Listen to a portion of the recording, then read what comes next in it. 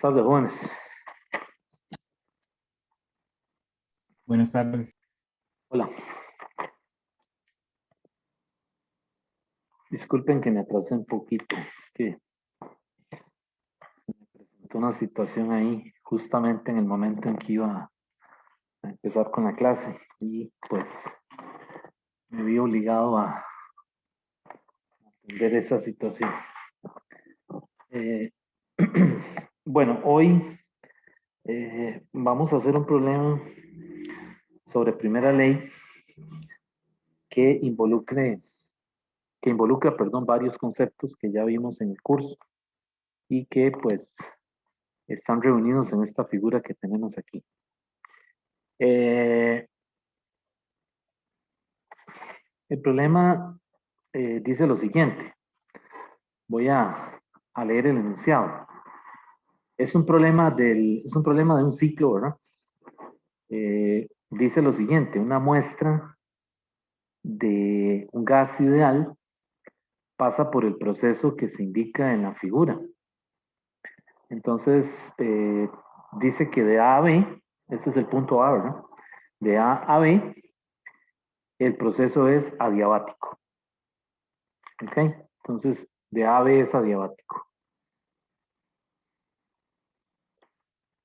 ¿Ok? Luego dice, de B a C es isobárico. De C a D es isotérmico.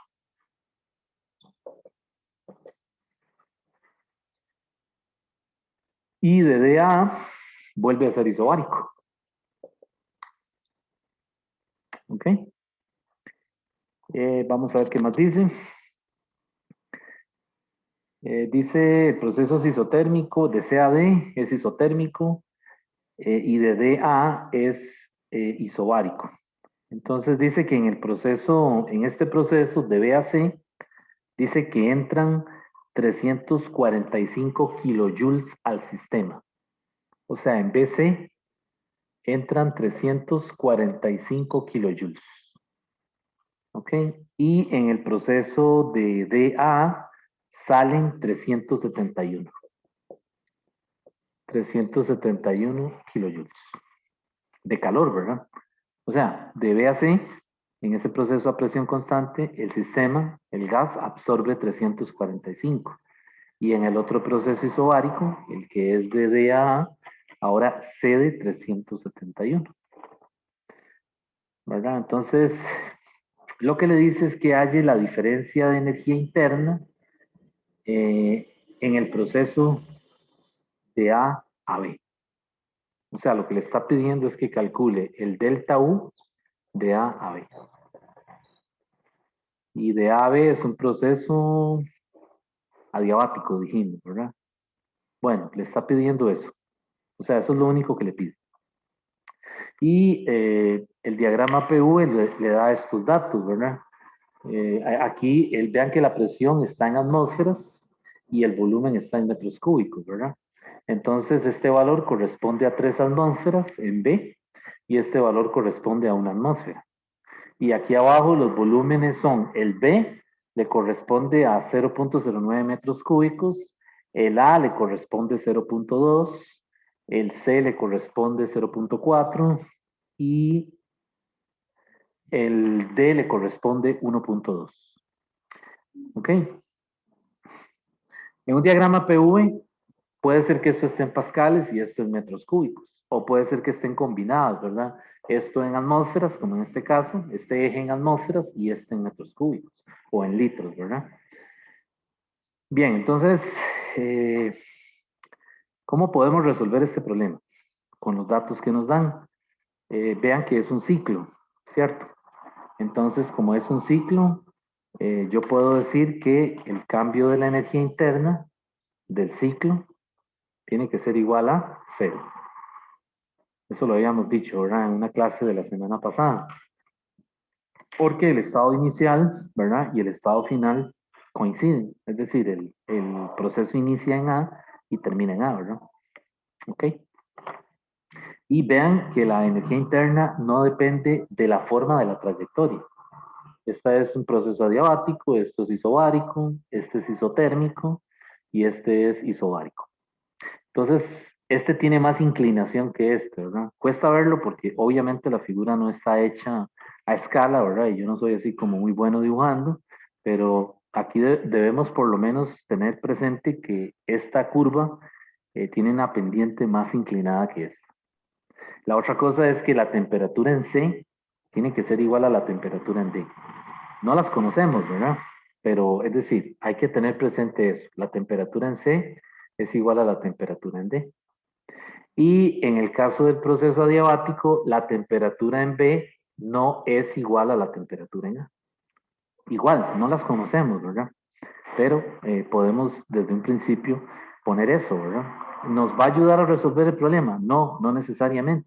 Pero es bueno que ustedes en estos ciclos, cuando ustedes le presentan un ciclo, antes de uno tirarse ahí a, ¿verdad? A meter números y a tratar de resolverlo, deténgase un momento y analícelo. Es decir, vea cada proceso y piense cuáles son las características de cada proceso. Eso le va a ayudar un montón, ¿verdad? Antes de empezar a resolver el problema, porque ya usted, digamos que lo tiene como diríamos, tiene como una previsualización, ¿verdad? De lo que está ocurriendo en ese ciclo. Bueno, entonces yo salgo de aquí. Como es un ciclo, yo sé que el cambio de la energía interna del ciclo tiene que ser igual a cero. Y entonces yo sé que hay 4 cambios de energía interna. El cambio de energía interna del proceso AB, que es el que me están pidiendo, ¿verdad? Más el cambio de energía interna en el proceso BC, más el cambio de la energía interna en el proceso CD. Vean que las letras, los subíndices se van poniendo con el orden del recorrido, ¿verdad? Entonces este último sería DA. Y eso tiene que ser igual a cero. ¿De acuerdo? Ok, y entonces ahora, pues, yo sé que el cambio de la energía interna, primera ley, ¿verdad? Esto es primera ley, me garantiza que delta U tiene que ser igual a ¿quién? A Q más W, o menos W, ¿verdad? Lo podemos usar con más o con menos, ¿verdad? Vamos a usarlo con más. El libro lo tiene con menos, pero lo vamos a usar con más. Y ustedes luego lo hacen con menos, pero es casi lo mismo, ¿verdad? Entonces voy a usar la ley con el más puesto aquí. Eso quiere decir que el trabajo, el W, se calcula como el negativo de la integral de P de U. Si alguien decide ponerle el menos aquí, pues entonces aquí no le pone el menos delante de la integral. ¿Cierto? Bien. Entonces, ¿qué hago ahora? Pues yo lo que hago es que voy a aplicar, es decir, voy a ver cómo puedo calcular este cambio de la energía interna, el que me están pidiendo. Entonces, analizando estos 4 términos, esta es la incógnita. Y hay uno de estos 3 que es cero. ¿Cuál es el que es cero? El cambio de energía interna en el proceso de CAD. ¿Por qué yo sé que es cero? Porque recuerden que se trata de un gas ideal. Y habíamos dicho que cuando es un gas ideal, la energía interna es función únicamente de ¿quién? De la temperatura. Y al ser constante la temperatura, resulta que la energía interna en ambos puntos, el inicial y el final, es la misma. Y cuando hacemos la resta, pues va a dar cero. ¿De acuerdo? Entonces ya yo puedo con toda seguridad decir que este término es cero. ¿Está bien? Y ya de ahí lo que hago es que despejo el delta U en el proceso AB es igual a ¿quién? A menos el delta U en el proceso BC menos el delta U en el proceso de A. Y vean que ya quedó más sencillo, ¿verdad? Entonces aquí me queda menos, abro paréntesis y pongo la primera ley con más. Entonces aquí sería el Q de A a B, digo de B a C, más el W de B a C, menos el Q de D a A, más el W de D a A. Y entonces estos calores me los dan, ¿verdad? Porque vean que el calor en el proceso BC es 345. Y debe ser positivo porque el problema me dice que ahí lo absorbe el sistema. Ok, o sea que es un calor que entra. Entonces, si ustedes quieren, le ponen así, calor de B a C. Y le ponen una flecha para adentro para decir que el sistema lo está absorbiendo. Y aquí ponen una flecha para afuera para decir que es el calor de D a A. O sea que en ese trayecto de D a A, con ese sentido, ¿verdad?, de recorrido, el gas se enfría. ¿Cómo yo sé que se enfría? Bueno, porque cede 371 kilojoules. Ok, entonces estos son conocidos. Y los trabajos, vean que son procesos isobáricos. Entonces el trabajo es a presión constante. Por lo tanto, no es necesaria la integral. Entonces el trabajo en el proceso de B a C es menos la presión en B o en C, ¿verdad? No importa cuál, porque es la misma. eh, es volumen en B menos volumen en C. Ah, no, lo puse mal, ¿verdad? Es volumen en C menos volumen en B, ¿verdad? Final menos inicial, ¿verdad? Con el sentido del recorrido, ¿verdad? Este sería final y este es inicial. Y similarmente para el trabajo de DA, ¿verdad? El trabajo de DA, ¿qué sería entonces? Sería la presión en A o la presión en D, como uno quiera, porque es la misma, negativo, ¿verdad? Multiplicado por el volumen final. ¿Cuál es el volumen final? El volumen en A, ¿verdad? Menos el volumen en D. Y ya ahí lo tenemos listo, ¿verdad? ¿Hasta ahí hay alguna duda? ¿Está bien? Yo lo estoy haciendo con el más, pero también se puede hacer con el menos, que es el convenio que utiliza el Sears, ¿verdad? Pero si le ponen menos, pues aquí le tienen que poner más a la integral, ¿verdad? O no ponerle el más aquí, ¿verdad? Digo el menos. ¿Ok? Bien. Entonces, si no hay ninguna duda, vamos a continuar. Entonces, lo que voy a hacer ahora, jóvenes, es que voy a poner los valores numéricos. Y ustedes van a ir viendo y me dicen ahí a ver si, qué les parece, si hay algún signo que corregir o algo, ¿verdad? Entonces, sería el delta U a B, es entonces menos, aquí está el menos, ¿verdad? Abro paréntesis para que no se me confunda, ¿verdad? No se me haga un enredo con los signos. Ven que aquí, si uno deja un signo botado, ya está, ¿verdad? Le dio otra cosa, ¿verdad? Entonces hay que tener cuidado con eso, ¿verdad? Ok, entonces dice que es el calor de B a C, que es 345. Pero cuidado, esto hay que multiplicarlo por 10 a la 3, ¿verdad? Para que me queden joules. Porque si lo dejan así, vean que las unidades son kilojoules. Entonces no le da, ¿verdad? Entonces son 345 por 10 a la 3, para que eso esté en joules. Ok, voy a poner la unidad por aquí. Más, y ahora calculo el trabajo de B a C. El trabajo de B a C es 3 atmósferas, ¿verdad? Pero cuidado, ese 3 hay que multiplicarlo por 1.013 por 10 a la 5 para que eso me quede en qué? En pascales. ¿Ok? Y ahora abro paréntesis para poner los volúmenes. Entonces los volúmenes serían 0.4 menos 0.09 y eso está en metros cúbicos. Entonces las unidades están bien, ¿verdad? Porque pascales por metros cúbicos me dan joules. Entonces las dos cantidades separadas por la suma son dimensionalmente correctas, ¿verdad? Ok, entonces cierro ese paréntesis, pongo menos y abro este otro paréntesis. Los estoy poniendo así como corchetes, ¿verdad? Si ustedes quieren ponen paréntesis normales.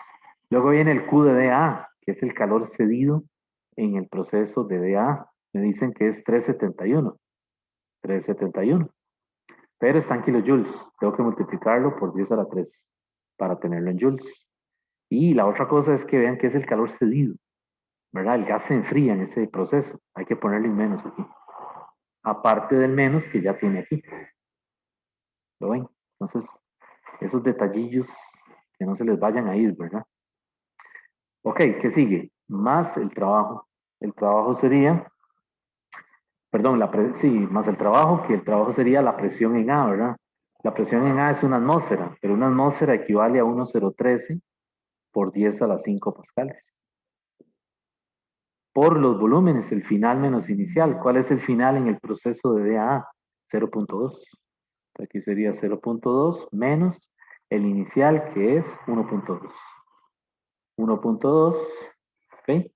Y cierro ese paréntesis. Y entonces ahora, pues, tener el cuidado, ¿verdad? De hacer estas operaciones aquí adentro de los paréntesis cuadrados y luego hacer la suma con los menos, ¿verdad? Y ahí ya tengo el delta U a B. A mí me dio 4.29 multiplicado por 10 a la 4 joules. Y ahí está la respuesta.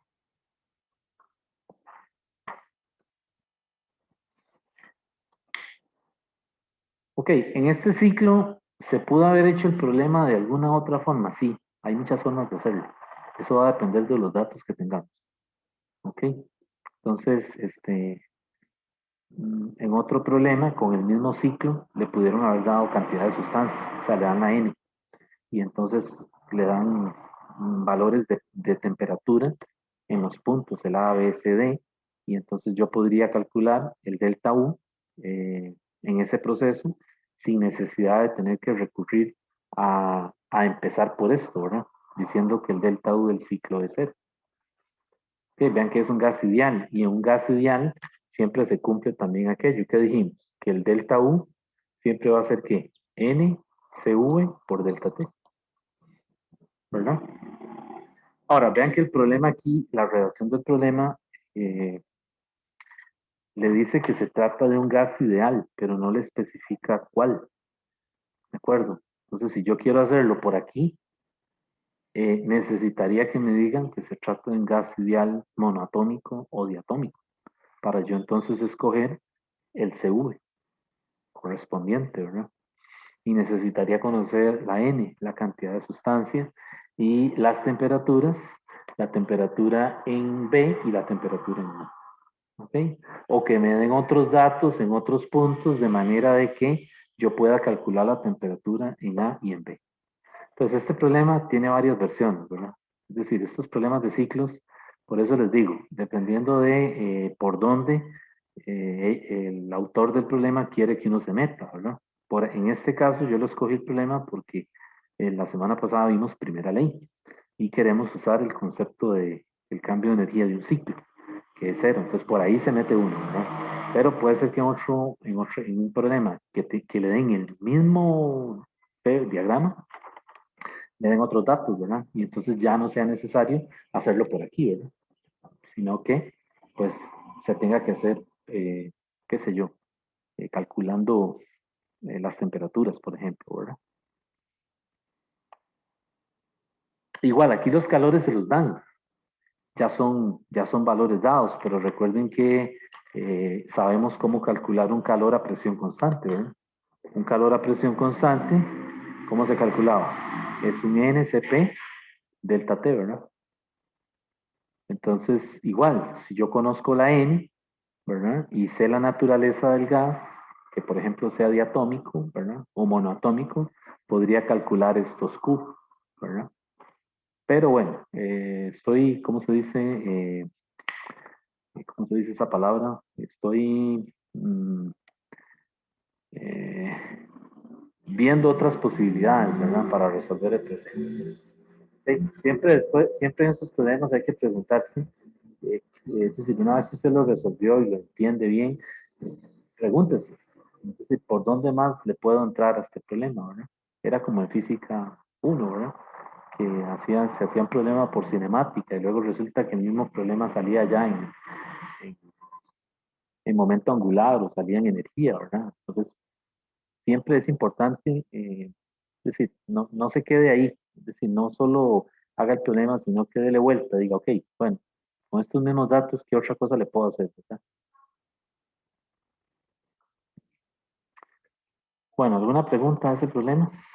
Profe, Sí, no le dígame. faltan los negativos de las presiones. O sea, como a la hora de sumar el trabajo, usted puso 3, pero no debería ser -3, y al otro hora 1 debería ser -1. A dónde, perdón? Digamos, cuando ya puso los datos Sí, numéricos sí, en los trabajos. tiene razón, se me fue, gracias, se me fue. Vean, jóvenes, aquí se me fue una. Gracias que me lo dijeron. Aquí me falta un menos, que no lo puse. Se me fue. Y aquí me falta un menos. ¿De dónde son esos menos? De esta expresión de aquí. Porque yo como usé Q más W, pues entonces tengo que ponerle menos al W, a los trabajos, ¿verdad? Por eso si quieren, lo hice así, hágalo ahora como Q menos W, ¿verdad? Ya no tiene que poner los menos aquí, ¿verdad? Entonces, pero ahí se me fue. Sí, si no me dicen, esto no les va a dar, ¿verdad? Digo, no van a llegar aquí, les va a dar otro valor distinto, ¿verdad? Sí, falta eso aquí, ¿verdad? He dicho que me dijeron. Ok, entonces, ahora sí ya estamos listos, ¿verdad? Bueno, si no hay ninguna duda, vamos a hacer otro. Los problemas de ciclos hay muchos, ¿verdad? Hay una cantidad enorme. Yo siempre me encuentro uno distinto, ¿verdad? Nunca me he encontrado, eh, o sea, hay mucha variedad de estos problemas.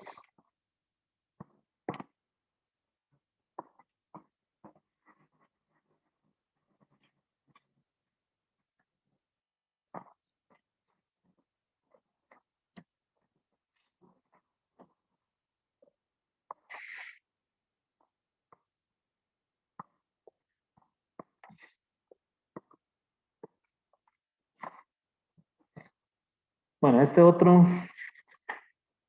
se trata de un ciclo cuadrado, le digo yo, mm, que también es un gas ideal, ¿verdad? Entonces, lo que tenemos es un diagrama PV en donde tenemos un ciclo cuadrado.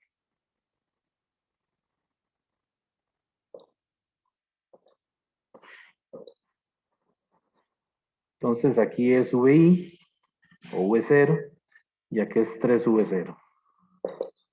Aquí es P0 y aquí es 3P0. Y entonces igual, este punto es A, este es B, C y D. Y el trabajo neto es lo que es el área, digamos, del cuadrado o del rectángulo, ¿verdad? Es un cuadrado realmente. ¿Ok? Entonces, el enunciado del problema dice así: un gas ideal inicialmente en las coordenadas P0, B0 y T0, ¿verdad? Se lleva por un ciclo como se muestra en esa figura. La parte A le dice, encuentra el trabajo neto realizado sobre el gas eh, por el ciclo para un mol de gas inicialmente a 0 grados Celsius. O sea, le está diciendo que halle el trabajo neto. Parte A, trabajo neto. ¿Verdad? Encuentra el trabajo neto realizado sobre el gas por ciclo para un mol de gas inicialmente a una temperatura de 0 grados Celsius. Ok, y la parte B le dice que ¿cuál es la energía neta agregada por calor al gas por ciclo? ¿Cuál es la energía neta agregada por calor, o sea, en forma de calor, ¿verdad? Al gas por ciclo. O sea, le está pidiendo el Q neto por ciclo, ¿verdad? Bueno, entonces, el Q neto. ¿Cómo podríamos hacer el Q neto?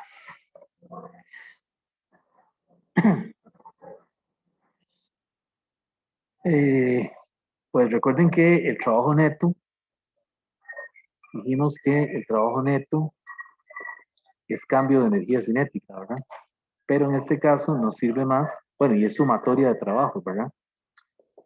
Entonces me sirve más sumar los trabajos, que sería el trabajo de AB más el trabajo de BAC más el trabajo de CAD más el trabajo de BA, ¿verdad? Y estoy trabajando con el convenio de la primera ley con más. O sea, delta U es igual a Q más W. Voy a ponerle más. Por lo tanto, el trabajo, si es con más, el trabajo sería menos la integral de P de U. ¿verdad? Entonces, pues ya sabemos que este proceso es isocórico. También le dicen isovolumétrico. Este es isobárico. Este es isocórico. Y este es isobárico. ¿Ok? Bueno, entonces el trabajo de AB es cero. Porque, porque es un proceso isocórico. Ahí no hay más que hacer, ¿verdad? El trabajo de CAD también es cero. Porque también es un proceso isocórico. ¿Sí? Y lo que me quedan son los trabajos de BAC, que es una expansión, y de DAA, que es una compresión. ¿Verdad? Entonces, ahí los voy a calcular. ¿Cuál sería el trabajo de BAC? De BAC sería menos 3P0 multiplicado por volumen final menos volumen inicial, más 0 más el de DA, que sería menos P0 multiplicado por volumen final menos volumen inicial. Y pues ahí lo que hay que hacer es simplificar. Esto a mí, este primer término me da 6P0B0, ¿verdad? Y este otro me da 2P0B0. A ver si lo hice bien, ¿verdad? Y esto dice que esto es menos 4P0B0. Y ahí tendría el trabajo. Trabajo neto es menos 4P0B0. O en términos de las variables que definen también se puede escribir como menos 4 por N por R por T0. Y esa es la respuesta. Bueno, hay que calcularlo, ¿verdad? Porque le están dando números, ¿verdad? Entonces sería menos 4 por 1, ¿verdad? Que es un mol, por la R. ¿Cuál R usamos aquí? 0.082 o 8.314. 8206. Hay que usar esta, 8.314, porque vean que es la que tiene la unidad de joules. 8.314 por la temperatura, que son 0. Y eso hay que sumarle 273. Y ahí ya tengo el trabajo neto. Eso me da menos 9.08 por 10 a la 3 joules. O sea, menos 9.1 kilojoules. ¿Ok? Y ahí estaría el trabajo. Por supuesto, uno lo pudo haber calculado con las áreas, ¿verdad? Porque vean que el trabajo es el área, digamos, de la trayectoria que está encerrada, ¿verdad? Y si yo aquí hago, si calculo el área, ¿verdad? Me va a quedar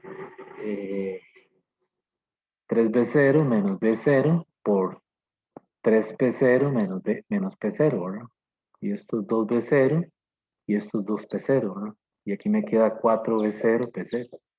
Lo que pasa aquí es que me da negativo, digo positivo, porque un área, una extensión en geometría, no tiene sentido que sea negativo, ¿cierto? Entonces aquí el cuidado que hay que tener es el signo, porque eso va a depender de el convenio con el que estemos trabajando con la primera ley, ¿verdad? Yo, por ejemplo, aquí escogí que fuera más, ¿cierto?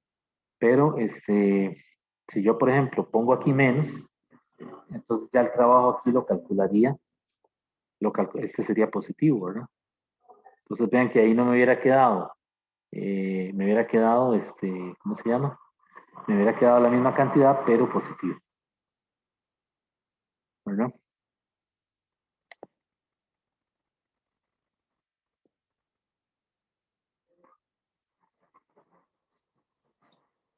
Ok, entonces, esa es la parte A, que era calcular el trabajo neto.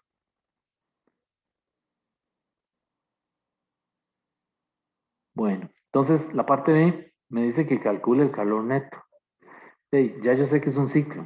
Entonces, en este caso, pues yo puedo hacer, voy a borrar aquí, ¿verdad, Ríos? Como yo sé que es un ciclo, entonces ya yo sé que el delta U del ciclo es 0, ¿verdad? Porque es un proceso cíclico. Y quiere decir entonces que eso es igual al W neto más el Q neto, ¿verdad? Ok. Entonces, pues ya yo sé que el W neto es igual a menos el Q neto,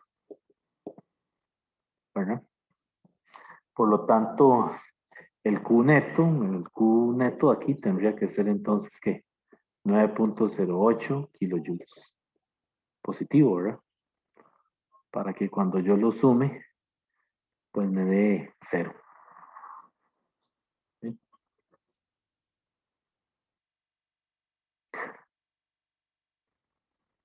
Ahora, vean que si yo estuviera trabajando con el convenio menos, este trabajo sería positivo y este W sería negativo. Entonces, ahí hay que tener cuidado con los signos, ¿verdad? Ahora, vean qué otra cosa podemos ver aquí. Que el calor neto también es la suma de los calores en cada proceso, ¿cierto? Entonces, por eso les digo, dependiendo de los datos que a uno le den, así lo calcula uno, ¿verdad? Por ejemplo, si el calor neto también es el Q de A a B más el Q de B a C más el Q de C a D más el Q de D a. Y entonces, para un proceso a volumen constante, esto sería un N CV por delta T, que sería la temperatura de B menos A. Luego, para el proceso de B a C, sería un NCP, temperatura en C menos temperatura en B. Más CD sería NCV, temperatura en D menos temperatura en C. Más un NCP, temperatura en A menos temperatura en D. Entonces vean que si lo vean que tendríamos que hacer más cálculos, ¿verdad?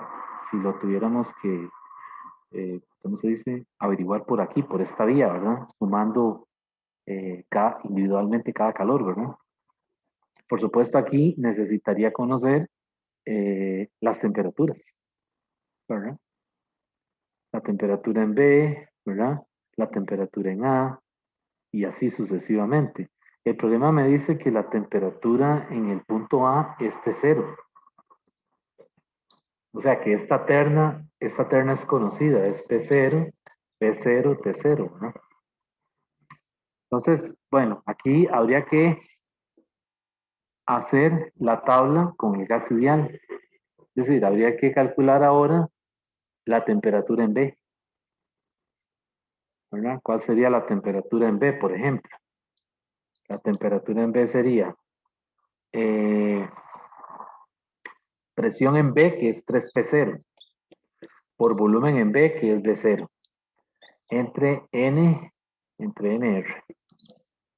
Y ahí tendría la temperatura en B, que sería 3P0E0 entre NR. ¿Okay? Y esto sería 3NR, temperatura inicial entre NR. Pues aquí me daría la temperatura en B, 3,0. ¿Okay? Entonces, habría que hacerlo así, o sea, calcular la temperatura que nos falta en C y la temperatura que nos falta en D para intentar hacerlo por aquí. Pero tenemos un problema todavía. ¿Cuál creen ustedes que es? Vean que tenemos el N, porque nos dijeron que es un mol. Y podemos calcular las temperaturas en cada punto, pero todavía tenemos un problema. ¿Cuál es ese problema? ¿Quién me dice? ¿Por qué no lo podríamos calcular por aquí? Porque no dice cuál es el gas. Porque no dice cuál es el gas, no dice la naturaleza química del gas, claro. No sabemos si es diatómico o monotómico. Entonces de ahí nos cerraron el paso, ¿verdad? No hay forma. Y no se pueden poner a batear porque realmente no sabe qué está pasando, ¿verdad? Estos ciclos hay que tener cuidado, ¿verdad? No hay que inventarle números porque algunas veces el ciclo no cierra. Cuando yo digo que no cierra es que el delta 1 da 0, ¿verdad? Eso entonces nunca se me olvida porque una vez en un examen de cátedra, en medio examen, una profesora fue y cambió datos en un ciclo porque no estaba cerrando y ella los puso a ojo y se hizo un alboroto. O sea, menos dio porque no lo hizo así a ojo, ¿verdad? Entonces, claro, daban temperaturas del orden de 10.000 Kelvin, una cosa así, ¿verdad? Entonces, jamás, ¿verdad? Eh, entonces, ese problema, por lo menos yo lo di en el examen, lo regalé porque jamás, ¿verdad? O sea, en medio examen cambian datos y después quieren que el estudiante lo haga, ¿no? Imposible, ¿verdad? Entonces, en estos problemas no se les olvide, no cambien datos así a la ligera porque el ciclo tiene que cerrar, ¿no? Tiene que darse, o sea, el delta U tiene que darse, el delta U del ciclo. Entonces sí se podría hacer por aquí, ¿verdad? Si nos dijeran que es un gas monoatómico, por ejemplo, ¿verdad? O diatómico.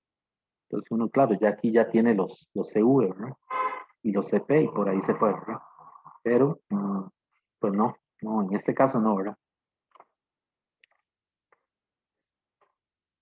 Ok.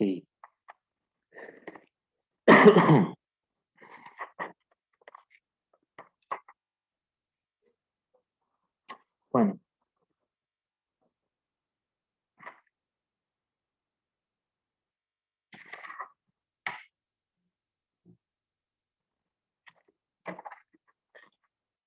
vamos a hacer uno de procesos adiabáticos.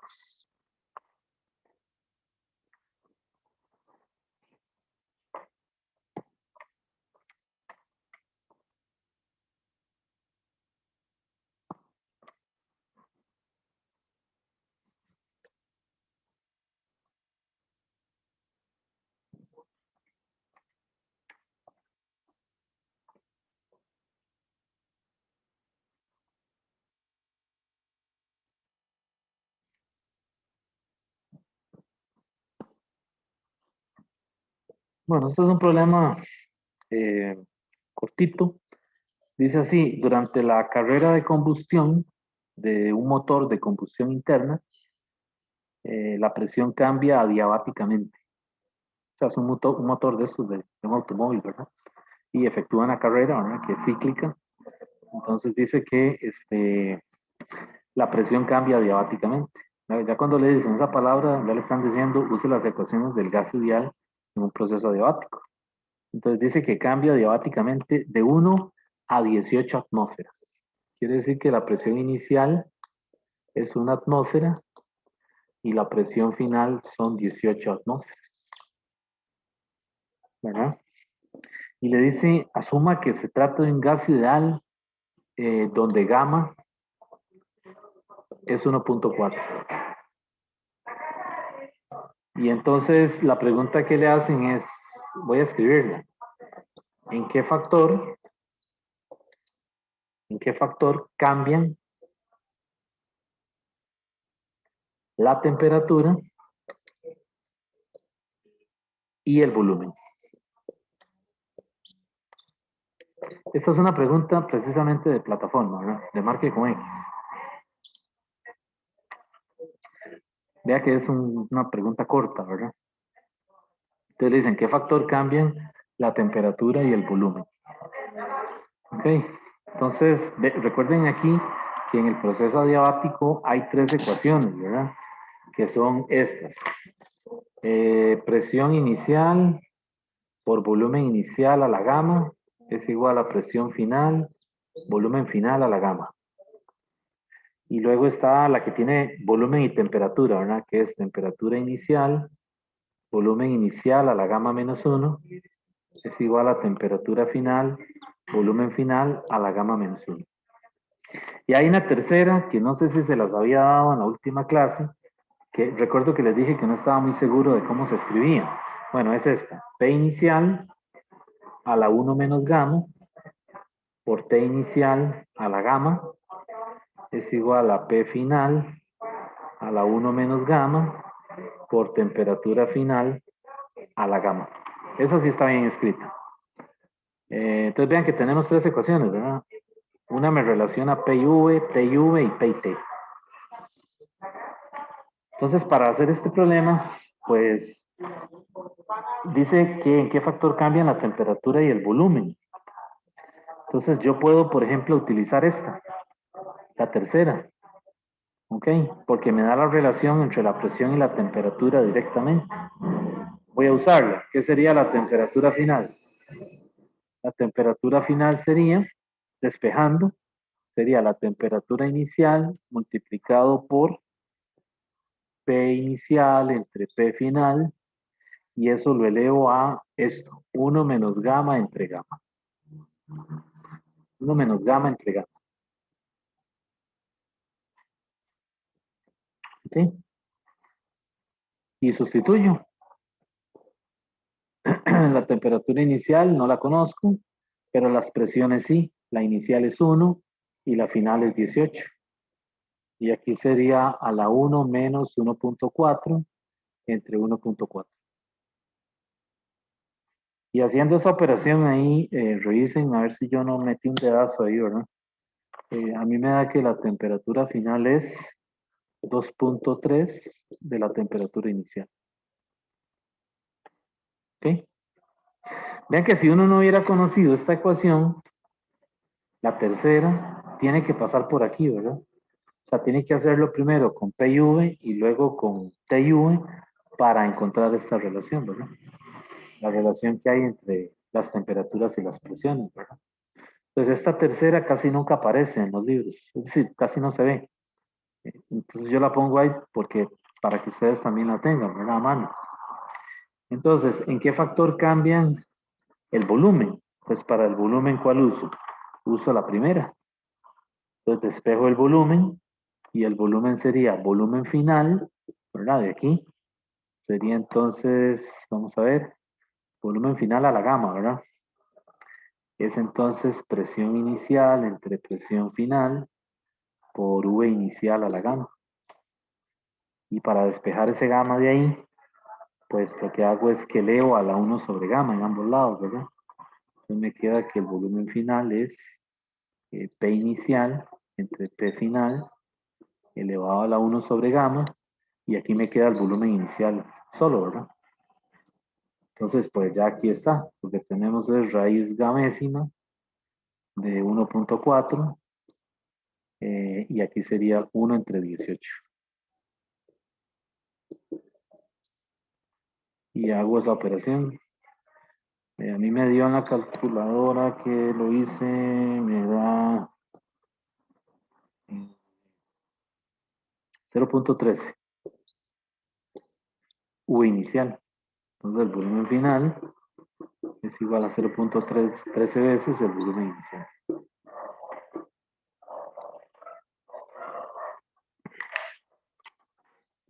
¿Okay? Entonces aquí el único cuidado son los exponentes, ¿verdad? Que no se vaya uno a confundir cuando va a despejar cuando va a quitar un exponente, ¿verdad? Porque es común eso. Bueno, en el caso de física 2, de físico nunca lo he visto, ¿verdad? Siempre lo hacen, el despeje lo hacen correctamente. En física 2 de ingenieros y a cada rato veo que se comen, o sea, lo meten en la calculadora y quién sabe qué botón oprimen ahí que elevan mal, ¿verdad? O simplemente no quitaron el exponente.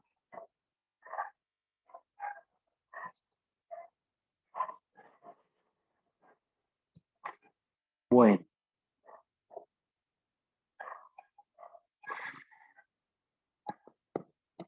Bueno, voy a pasar, jóvenes, al capítulo sobre segunda ley, que es el material que nos falta de cubrir.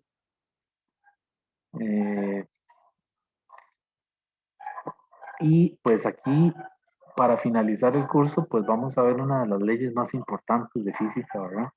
La segunda ley de la termodinámica. Es tan importante o tiene el mismo rango de importancia que, por ejemplo, la segunda ley de Newton, ¿no? Son leyes universales.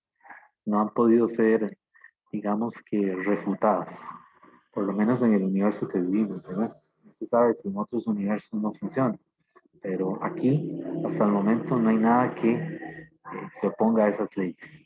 Por supuesto, dentro de sus límites, ¿verdad? La segunda ley de la termodinámica, pues es una de las leyes, como les digo, más importantes, no solo en termodinámica, sino que en muchas áreas de física. Se la van a encontrar en física moderna, en física estadística, en mecánica cuántica. La gente los que estén interesados en llevar relatividad general, ahí la van a ver. Cosmología, ¿verdad? Es una ley que inclusive hoy en día se usa también, los economistas la usan, ¿verdad? Los que trabajan con la bolsa de valores eh, la utilizan, ¿verdad? Por sus características probabilísticas, ¿verdad? Entonces, los economistas, eso se llama, creo que se llama ergofísica del área, ¿verdad? Ellos utilizan esa ley para cuando hay subidas o bajadas en la bolsa de valores, ¿verdad? Y entonces les permite pronosticar o predecir, ¿verdad? Ciertos resultados o adelantarse. Sobre todo ellos lo que quieren es, ustedes saben que la bolsa de valores cae drásticamente, ¿verdad? Hay diferentes factores hoy en día que hacen que caiga, entonces ellos quieren adelantarse. Entonces son físicos, muchos son físicos que se metieron en la parte de todo lo que tiene que ver con economía. Entonces, pues ellos andan adelantándose, ¿verdad? A la situación, a ver qué pueden, digamos, predecir, ¿verdad? Eh, no sé, es decir, la usan para eso, sobre todo, ¿no? Bueno, la segunda ley de la termodinámica, vamos a empezar en este capítulo de segunda ley. Antes de verla como tal, la segunda ley, vamos a ver algunos antecedentes para luego enunciar esa ley. Pues yo voy a comenzar con el asunto de los procesos. Los procesos en termodinámica. Ya hemos visto que hay procesos que se caracterizan, o sea, perdón, que tienen su propio nombre, qué sé yo, el proceso isocórico, el isobárico, ¿verdad?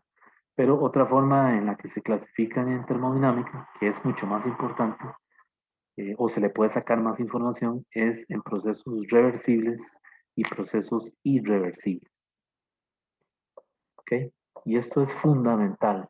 En física, por eso es que la segunda ley está metida en un montón de áreas, como les dije ahora, porque pues la naturaleza se compone, es decir, los procesos que ocurren en la naturaleza se pueden, digamos que, clasificar en esos dos grandes grupos, ¿verdad? Procesos reversibles y procesos irreversibles, ¿verdad? Por ejemplo, los seres vivos o los sistemas biológicos eh, son una secuencia, ¿verdad?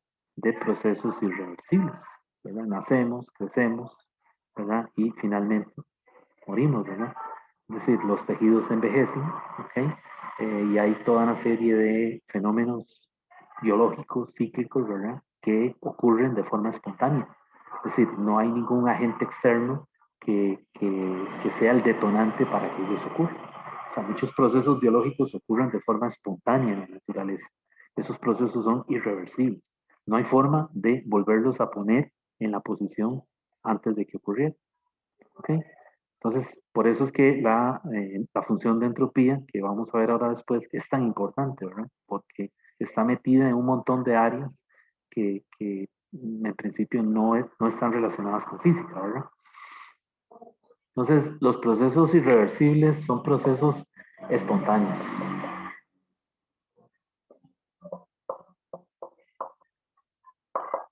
Espontáneos. ¿Ok? O sea, no se necesita nada para que ese proceso ocurra. Okay. También les llaman procesos naturales. A mí no me gusta mucho esa clasificación, pero la he visto en algunos libros que le dicen procesos naturales. Yo prefiero más bien referirme a procesos reales. ¿Ok? Y en el caso de los procesos reversibles, son procesos ideales. ¿Por qué son ideales? Bueno, porque yo puedo hacer que ese proceso vuelva a las condiciones en las que se encontraba inicialmente. Por ejemplo, yo puedo sacar de la nevera, del congelador, uno de estos recipientes que contiene cubos de hielo, ¿okay? O cualquier recipiente que tenga hielo, ¿verdad? Y si lo ponemos sobre una mesa ahí a temperatura ambiente y a los pocos minutos vamos y tocamos con la mano, observamos que ya hay una capa de agua líquida muy delgadita sobre el hielo, ¿verdad? Y entonces, de ahí simplemente es volver a coger el recipiente y colocarlo en la nevera y nuevamente al rato vamos y tocamos y ya se cristalizó. Eso es un proceso reversible, ¿verdad?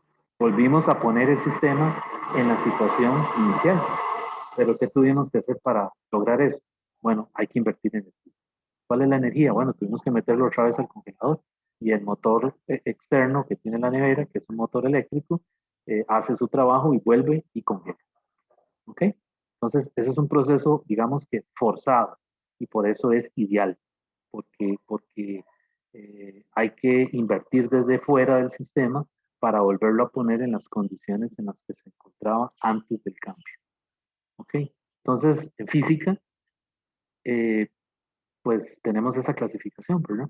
De procesos reversibles y procesos irreversibles. Pues los irreversibles son reales y los reversibles son procesos que son ideales porque son manipulados, porque se invierte energía para que ellos ocurran de una manera cíclica, es decir, que se pueda repetir el evento muchas veces. Por ejemplo, un motor de un carro. Un motor de un carro está alimentado por energía química que viene de la gasolina, ¿verdad? Y una chispa hace el encendido y el motor tiene una serie de pistones, ¿verdad? Que operan de una manera cíclica y hace que el motor funcione. ¿Ok? Eso es un proceso reversible. ¿Ok?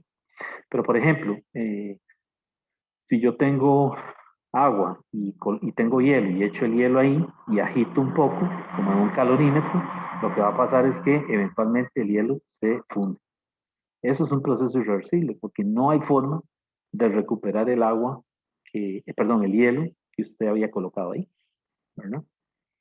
Bueno, entonces por ahí comienza el asunto relacionado a esto con la segunda ley, ¿verdad? O sea, la segunda ley está eh, muy relacionada con que los procesos sean reversibles o irreversibles y la dirección en el tiempo como ocurre. O sea, el tiempo es una flecha, lo podemos ver como una flecha que siempre va hacia adelante, ¿verdad?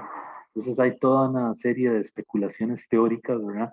Acerca de la relación que tiene la función de entropía con la relatividad, ¿verdad? Por ejemplo, los viajes en el tiempo, qué sé yo. Hay todo un montón de cosas que están en el papel y como ustedes saben, el papel aguanta todo, ¿verdad? Lo que le pongan. Pero, pues por supuesto, no hay todavía una tecnología que nos permita relacionar eventos, ¿verdad? Eh, en nuestro espacio con la función de entropía, ¿verdad? Así como, por ejemplo, cuando Newton desarrolló las leyes del movimiento, ¿verdad? Hace 300 años o más, pues, es decir, estaban en el papel, ¿verdad? Pero tuvieron que pasar muchos años para que, por ejemplo, se pudiera colocar una estación espacial, ¿verdad? Fuera de la Tierra. Hacía falta la tecnología, ¿verdad? Pero la función entropía, la entropía que luego vamos a ver, es una función que tiene mucha información.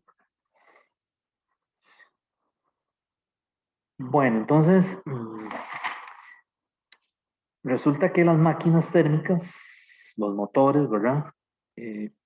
Yo los puedo eh, modelar como que si fueran procesos reversibles, porque el motor opera de una manera cíclica. ¿Okay? Entonces, eh, aquí nos interesa estudiar también las máquinas térmicas o los motores térmicos.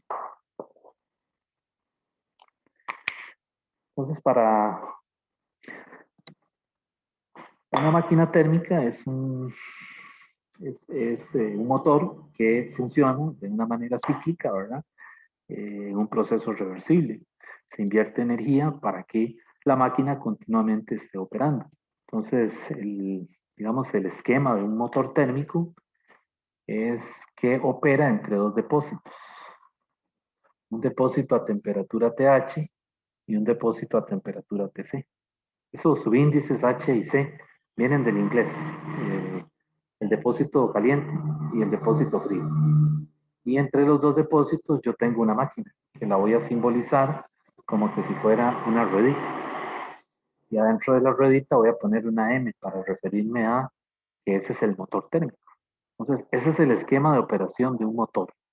El motor extrae calor, QH, del depósito que está a mayor temperatura y esa energía, esa QH, parte la convierte en trabajo mecánico, es el trabajo que hace la máquina, ¿ok? Y la otra parte la cede a un depósito a una temperatura menor y esa la llama QC, ¿ok? Entonces, de ahí, esto es un carro, ¿verdad? Es decir, usted le pone gasolina, que es la energía química, ¿verdad? La convierte en energía mecánica, arranca el carro cuando lo prende, ¿ah? Y se va por ahí. Hace trabajo mecánico. Pero inevitablemente, cuando usted se detiene o ya guarda el carro, pues todos los alrededores del carro, si usted toca la tapa del carro, está caliente, ¿verdad? Cerca del motor, las superficies están calientes. Es el calor que fue cedido a un depósito más grande, a un reservorio más grande, que es todo lo que rodea el carro, que está a una temperatura menor, que es la que llamamos PC. Entonces, ese es el esquema de funcionamiento de un motor. O sea, parte de la energía se pierde a los alrededores, ¿verdad? Y la otra parte se utiliza para hacer trabajo mecánico. ¿Sí? O sea, no existe un motor que toda la energía del depósito a temperatura TH la convierta íntegramente en trabajo, ¿no? Es decir, no ha sido construido todavía ese motor. Bueno, solo en las películas tal vez se ve eso, ¿verdad? Pero todas las máquinas tienen una eficiencia. Una parte es trabajo mecánico, la otra parte se pierde a los alrededores, o sea, lo que rodea el sistema, la máquina. Entonces nos interesa calcular la eficiencia. La eficiencia la podemos calcular con esta fórmula. Vamos a usar la letra E minúscula. No confundan esa E de eficiencia con la E de emisividad de la ley de Stefan Boltzmann, ¿verdad? Bueno, no creo que haya forma de que se confunda, pero es que el libro usa la misma E, ¿verdad? Bueno, esa eficiencia está definida como valor absoluto de W entre el valor absoluto de QH. Esos valores absolutos lo que le está diciendo es que si esos valores fueran negativos, por ejemplo, o sea, si en el problema fueran negativos, hay que utilizar los positivos. Pero, es decir, por lo general esas cantidades son positivas. De hecho, el Sears no hace distinción en los valores absolutos. Si ustedes ven el Sears, él se lo pone sin valores absolutos. ¿Sí? Y la otra cosa es que el W es el QH menos el QC. W es el QH menos el QC y aquí sí le ponemos valor absoluto. Aquí el CR sí se lo pone. Por el hecho de que el QC, el calor cedido, sí puede llegar a ser negativo. Y entonces el calor que sale, que entra aquí al depósito a menor temperatura, es calor cedido por la máquina, así que estrictamente es calor negativo, ¿verdad? Es cedido por la máquina. ¿Okay? Entonces aquí es bueno ponerle el valor absoluto, ¿verdad? De manera de que, pues ese trabajo, perdón, esa eficiencia es 1 menos el cociente de QC entre QH. QC entre QH, valor absoluto. Le pone valor absoluto a las dos, ¿verdad? Y esa es la eficiencia térmica de una máquina. Entonces ven que la eficiencia de una máquina está entre 0 y 1. ¿Ok? O sea, está en el intervalo 0 y 1. Y es un intervalo abierto, ¿verdad? Que no incluye ni a 0 ni a 1, ¿verdad? Porque si la eficiencia es 0, pues lo que le está diciendo es que la máquina está apagada. Y si la eficiencia es 100, 1, ¿verdad? Le estaría diciendo que toda la QH la convierte en trabajo mecánico. Y no es cierto, ¿verdad? Porque no hay ninguna máquina que haga eso. Entonces la eficiencia está entre 0 y 1. Arriba de 0 y abajo de 1. Entonces, por ejemplo, esos carros de último modelo, ¿verdad? De la BMW, los Jaguar, todos esos carros de, ¿verdad? De lujo, sus eficiencias son bajísimas, ¿verdad? Andan como en 28% de 100, ¿verdad? Imagínense. Y eso, que cuentan con toda la tecnología de punta, ¿verdad? Pero tienen eficiencias muy bajas, ¿verdad? Cuando me refiero, por supuesto, a eficiencias reales, ¿verdad? A eficiencias reales de una máquina que utiliza ¿cómo se dice? Un combustible real, ¿verdad? Llámese gasolina o cualquier otro, ¿verdad?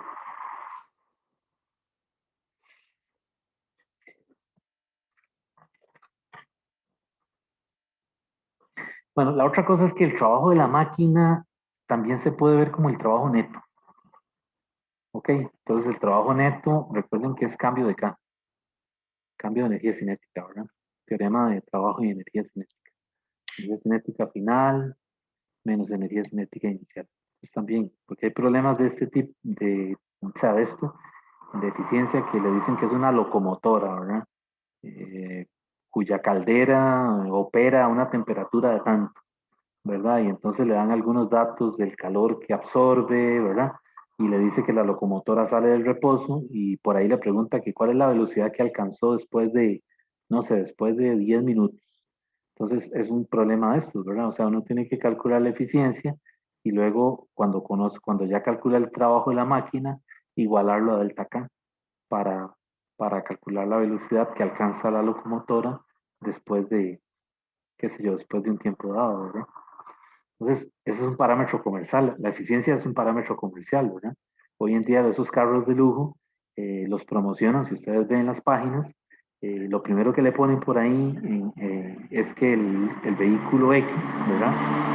Logra, qué sé yo, alcanzar una velocidad de 100 kilómetros por hora en 3 minutos, ¿verdad? Entonces, claro, eso está relacionado con este cociente, ¿verdad? Si uno tiene un carro que no es así como muy que digamos, ¿verdad? Pues, es decir, tiene que, ¿cómo se dice? Calentar primero, ¿verdad? Y es decir, va por partes hasta que logra cierta velocidad, ¿verdad? Estos carros nuevos, ¿verdad? Los de última, esos de lujo, pues en cuestión de un minuto, 2 minutos, ¿verdad? Logran esas velocidades, ¿verdad?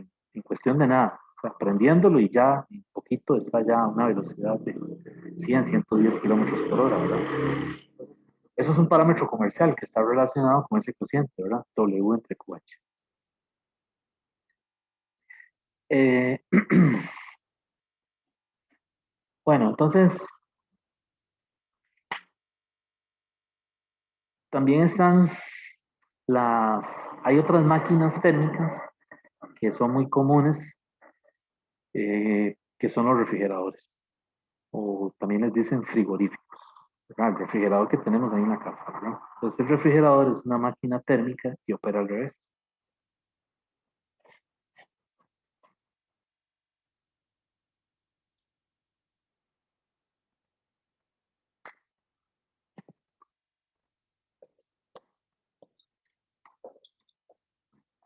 Pues en el caso de los refrigeradores, el diagrama de un refrigerador es el mismo, solamente que es el mismo que el de la máquina, solamente que ahora las flechas yo las pongo al revés. Ahora la pongo para arriba y ven que aquí va para abajo. Y aquí la pongo para arriba y aquí iba para la derecha, ahora la pongo para la izquierda.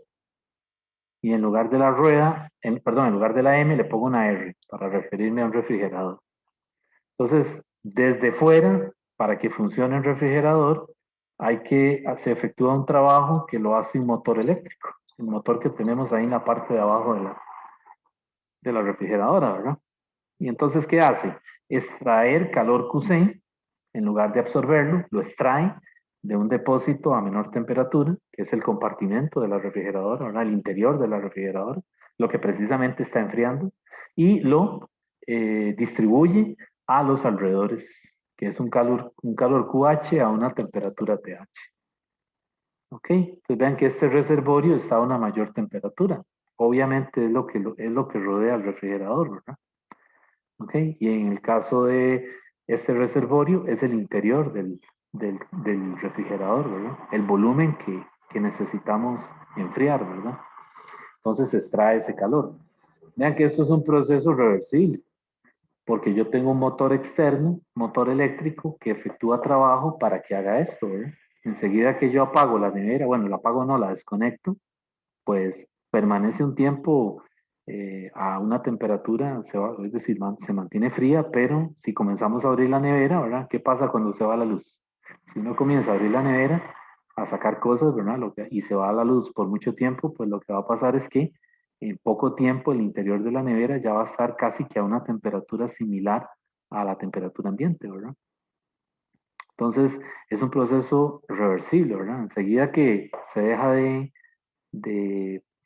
¿cómo se dice? Enseguida que el motor deja de trabajar, pues ya no se verifica este proceso cíclico, ¿verdad? Y vean que ahora el entorno es el que está, o sea, lo que rodea la nevera es lo que está a la temperatura pH, ¿verdad? Entonces, pues la gente utiliza las parrillas de las neveras para secar ropa, ¿verdad? Qué sé yo, ponen ahí los medios y, ¿verdad? ¿Por qué? Porque saca todo el calor, extrae todo el calor del compartimento de la nevera, ¿verdad? Entonces la parte de atrás se mantiene a una temperatura mucho mayor que la temperatura ambiente, ¿verdad? Entonces la gente lo usa de secadora, ¿verdad? Ok, entonces en el refrigerador también hay una eficiencia similar a como en la máquina térmica, ¿verdad? La eficiencia en un refrigerador se llama el coeficiente de rendimiento o el coeficiente de operación.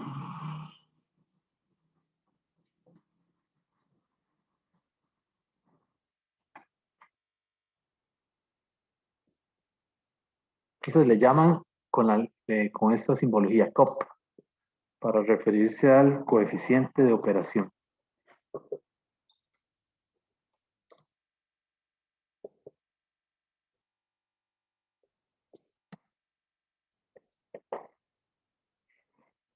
Y el Sears utiliza la letra K para referirse a ese coeficiente, una K mayúscula. Y esa K mayúscula está definida como el valor de QC, el calor que extrae del interior del refrigerador, ¿verdad? Dividido entre el W, valor absoluto del W, que es el W que hace el motor, ¿verdad? Y ahora esto está definido como QC entre el W, que el W ahora es QH, valor absoluto menos QC. Recuerden que esos valores absolutos es para cuando es calor, esos Q son negativos. Muchas veces son negativos. Entonces, a la hora de calcular la K o la E, yo tengo que considerar esa cantidad positiva. ¿Okay? Entonces, en el caso de los coeficientes de operación de los refrigeradores, la K más bien, la K más baja es igual a 1. ¿Ok? Entonces, por ejemplo, las neveras comerciales, ¿verdad? Una refrigeradora de una casa normal, ¿verdad? Refrigerador doméstico, el K anda en 3.5, ¿verdad? A 5.5, ¿verdad? Más o menos. Este,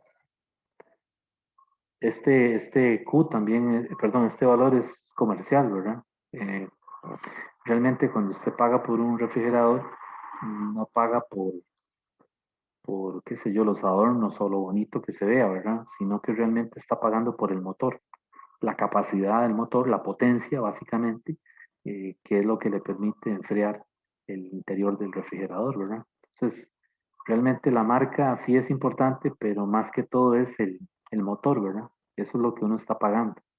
Entonces, por ejemplo, los refrigeradores industriales, los que utilizan en los supermercados, ¿verdad? Donde tienen las verduras y las carnes y toda esa cosa, es una habitación entera, ¿verdad?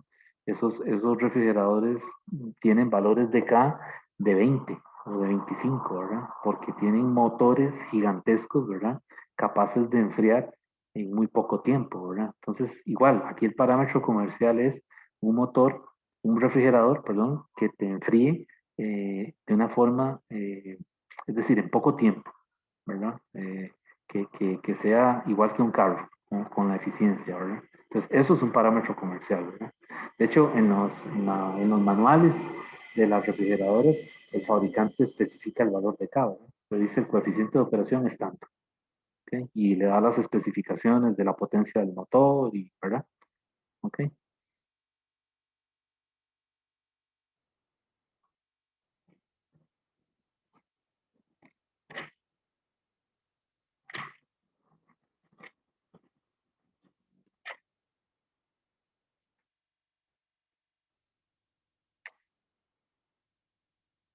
Ok.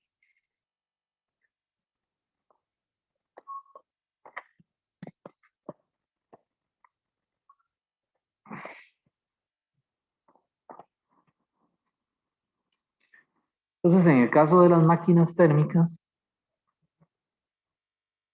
eh, o de los motores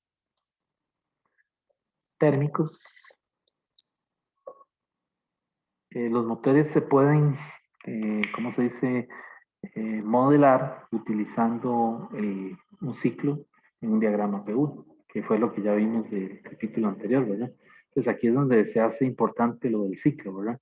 Porque pues la gente que construyó motores a finales del siglo XIX, eh, pues mucho del trabajo fue tomado de la parte termodinámica, ¿verdad? Eran ingenieros que conocían la termodinámica de ese momento y tenían también la habilidad para diseñar el equipo, ¿verdad? El motor como tal, ¿verdad?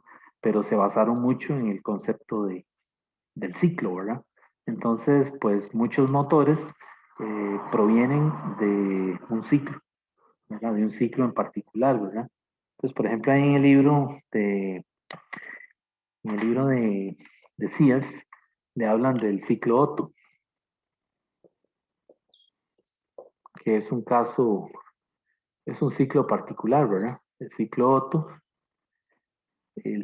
se compone de 4 procesos, ¿verdad?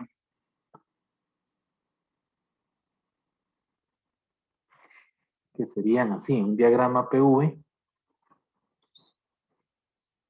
va a tener un proceso a volumen constante, 2 procesos adiabáticos y otro proceso a volumen constante. Entonces esto es isocórico, isocórico, y estas dos curvas son adiabáticas. Y le ponemos sentido a las trayectorias, ¿verdad? Entonces, este es el motor, ¿verdad? Que opera con una sustancia, es el sistema, ¿verdad? Que opera con una sustancia hipotética. Adivinen cuál es. El gas ideal, ¿verdad? Entonces, por aquí entra el calor, UH, del reservorio o del depósito a temperatura TH, y por aquí lo libera. ¿Qué pasa en estos dos procesos? Por ahí no hay absorción ni tampoco pérdida de calor, ¿verdad? Porque son adiabáticos, son procesos adiabáticos.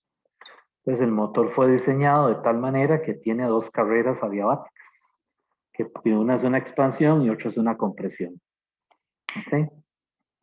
Y tiene 2 procesos que son isocóricos. Entonces eso se llama un ciclo Otto, y con el ciclo Otto se han construido motores reales, ¿verdad? Recuerden que aquí la sustancia de trabajo es el gas ideal, es hipotética, ¿verdad? Pero entonces, estudiando este modelo, pues se lo aplican al caso real de una máquina, ¿verdad? Y por ahí comenzaron a diseñar motores, ¿verdad? Por ejemplo, está el ciclo diésel, ¿verdad? El ciclo diésel el nombre es en honor a un ingeniero alemán que lo diseñó, ¿verdad? Entonces, el ciclo diésel tiene un proceso a presión constante, ¿verdad? Y tiene 2 procesos adiabáticos, igual que el ciclo Otto, y aquí tiene un proceso que es a presión constante, digo, a volumen constante. Entonces es presión constante, 2 adiabáticas, volumen constante. Eso se llama el ciclo diésel. En esa época, finales del siglo XIX, eh, pues los que estuvieron a la cabeza del diseño de motores eran los alemanes, ¿verdad? Fueron los que comenzaron con- construyendo motores, ¿verdad? De combustión interna, me refiero a motores de combustión interna, ¿verdad? Con éxito, ¿verdad? Los ingleses ya habían hecho algo, ¿verdad? Y Estados Unidos también, pero los modelos eran demasiado, es decir, no tenían una salida viable para comercializarlo, ¿verdad? Estamos hablando de 1870, 1880, ¿verdad? Pasado ese periodo, ya los alemanes comenzaron a fabricar motores de combustión interna que sí, que podían mover una, ¿cómo se dice? Se le podía adaptar a una carrocería y desplazarse, como hoy en día se hace en un carro, ¿verdad? Entonces, ellos fueron los que construyeron motores los primeros que sí funcionaban, o sea, que sí valía la pena invertir para crearlos en serie, ¿verdad? Para fabricarlos a, a gran escala, ¿verdad? Comercialmente. Recuerden que hay motores de combustión interna y motores de combustión externa, ¿no? El motor de combustión interna no vemos sus partes porque está en una carcasa que es el motor del carro, ¿verdad? Y el motor de combustión externa es como, por ejemplo, la máquina de vapor. En un motor de combustión externa, usted ve todas las partes de la máquina funcionando, ¿verdad? Ve los engranajes, ve las bielas, ve los pistones, ve el vapor ahí por donde pasa por la tubería, o sea, ve todo, ¿verdad? Como por ejemplo las plenas máquinas de vapor, ¿verdad? Este, entonces, esa es la diferencia. Bueno, cada uno de esos ciclos tiene una eficiencia. Para ese ciclo en particular. Y pues en termodinámica, eh, una parte del curso es calcular esas eficiencias. Pues aquí nosotros eso no lo vamos a ver, ¿verdad? Es decir, sí vamos a calcular eficiencias, pero con valores numéricos concretos. Pero yo podría calcular la eficiencia de este motor algebraicamente, es decir, conociendo las variables, ¿verdad? Macroscópicas, presión, volumen, temperatura y las características de cada proceso, yo puedo llegar a calcular la eficiencia. Es decir, encontrar una ecuación algebraica que me dé la eficiencia. Por ejemplo, en el caso del ciclo Otto, la eficiencia es 1 menos 1 R a la gamma menos 1. Y esa R se llama una razón de compresión. Esa razón de compresión es el cociente de dos volúmenes. Por ejemplo, algunas veces la definen como V2 entre V1, ¿verdad? Entonces aquí los puntos los numeran 1, 2, 3, 4. Entonces esa razón de compresión V2 entre V1 debe ser conocida, ¿verdad? Bueno, en este caso daría 1, ¿verdad? Pues esos volúmenes son iguales, pero puede ser otra, por ejemplo 2 entre 4, ¿ok? Entonces, esas razones de compresión se refieren a los pistones, ¿verdad? Porque, es decir, cuando se hace el encendido de la mezcla, la chispa, ¿verdad? Los pistones comienzan a funcionar, no todos hacen el mismo movimiento, pero algunos mientras tanto están comprimiendo la mezcla, otros están expandiendo, ¿verdad? Entonces, esa razón de compresión hay que conocerla. Y el gamma es el exponente adiabático, ¿verdad? Entonces aquí yo puedo modelar este ciclo con un gas ideal monoatómico o con un gas ideal diatómico, que es lo que más se usa. Pero vean que ya la fórmula está. ¿De dónde salió esta fórmula? Bueno, de estudiar cada proceso, el de 1 a 2, de 2 a 3, de 3 a 4. Eso no lo vamos a ver aquí. Eso les queda para que ustedes lo hagan en Termo. Termo ahí les van a poner problemas de eso, ¿verdad? Le da un ciclo con letras, digo yo, ¿verdad? Con variables y le dice, haya la eficiencia, la forma general de la eficiencia de ese ciclo. ¿Okay? Por ejemplo, esta es la forma general de la eficiencia del ciclo de Otto.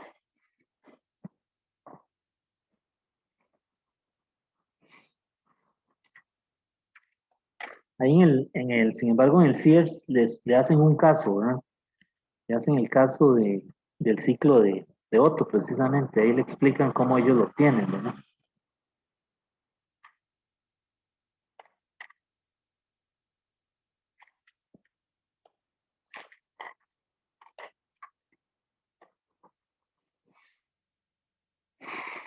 Bueno, jóvenes, voy a quedar aquí.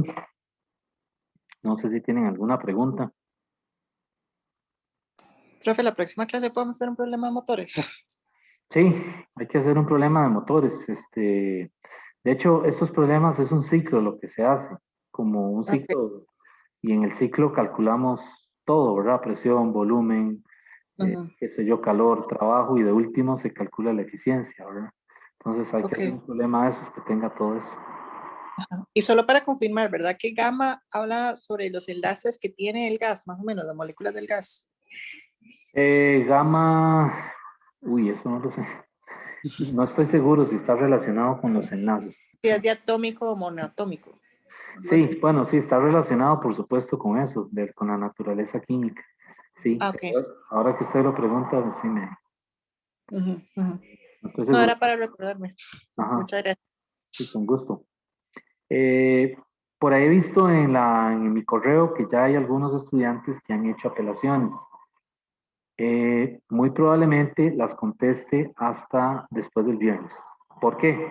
Bueno, recuerden que el tiempo para hacer apelaciones son 5 días hábiles. El examen fue el sábado, así que tenemos desde hoy hasta el viernes para que los estudiantes apelen alguna pregunta o varias preguntas, no sé. Entonces, si yo me pongo a abrir una por una, se me va el día. Entonces, yo me espero a que pasen los 5 días, ¿verdad? Reglamentarios, y entonces me siento un día y comienzo a contestarle a todos. Entonces, por aquello de los primeros que me mandaron apelaciones, que vi que me llegaron unas ya el sábado en la noche, eh, denme un poquito de tiempo, ¿verdad? Porque yo las voy contestando hasta este sábado que viene, ¿ok? Porque si no, si yo la abro y no le contesto, se me pierde el correo. Entonces es peor porque le quedo mal al estudiante, no le contesto. Entonces yo tengo que estar seguro que en el momento en que me siento y veo ese correo, lo voy a leer, voy a ver lo que el estudiante me dice, y entonces ahí yo le voy a contestar y le voy a decir, no, mire, la pregunta sí, usted tiene razón, está mal planteada, le voy a dar el punto. O no, la pregunta sí está bien, es que usted no consideró esto y esto y esto. Pero entonces lo haré este fin de semana que viene. ¿Ok? Entonces, el jueves vamos a tratar de acabar con este material de este capítulo que realmente no es tan largo, ¿verdad? Es decir, el más largo era el anterior, el de primera ley. Y para que nos quede la otra semana, bueno, y el jueves para practicar, ¿verdad? Para hacer un problema de un motor que incluya todo esto, ¿verdad? Que incluya el ciclo y calcular todo, ¿verdad?